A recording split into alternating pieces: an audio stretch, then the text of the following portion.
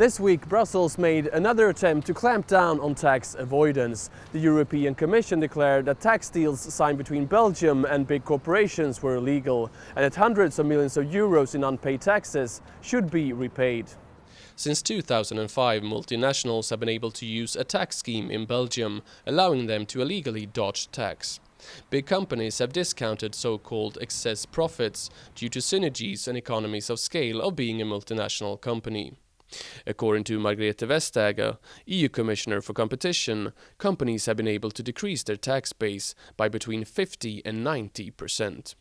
The discounted profits are not taxed anywhere else. This scheme gives a carte blanche to double non-taxation. Vestager argues that at least 35 large companies, mostly European, have benefited from the scheme. They are now required to return unpaid taxes of around 700 million euros to the Belgian tax authority. The Belgian finance minister, Johan van Overtveld, said that this would mean that Belgium would break contracts signed with the companies in question, and that will damage the Belgian economy. Si on est obligé d'aller récupérer ces 700 millions, ça va donner des impacts vraiment très négatifs au niveau du climat d'investissement dans notre pays. Ça va donc être aussi très négatif pour le développement économique. Ça va certainement aussi être très négatif pour l'emploi dans notre économie. But the Commission's investigation doesn't only concern Belgium, but also other member states. It's part of a larger investigation and a larger ambition of trying to tackle tax avoidance in Europe.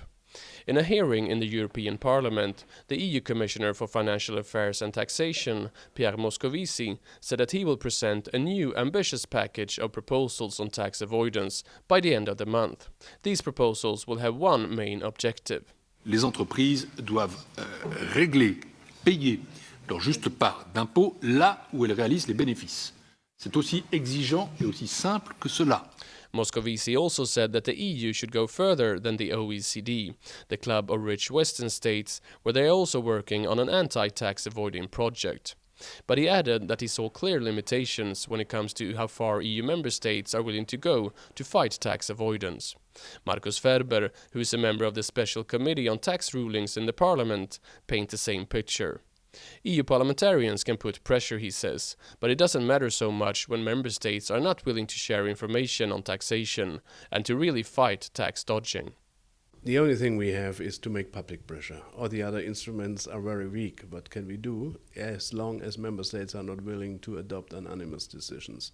Markus Ferber recently met the Luxembourgish finance minister, who has been leading the work on taxation among member states the last 6 months. The minister said that the EU has achieved a lot. Ferber doesn't agree. All over the political groups we said, me as well, look, what you have achieved is really nothing in comparison what could be achieved. So the Commission and the Parliament both say that they stand ready to really fight tax avoidance in Europe. The question going forward will be, are EU member states ready to do the same?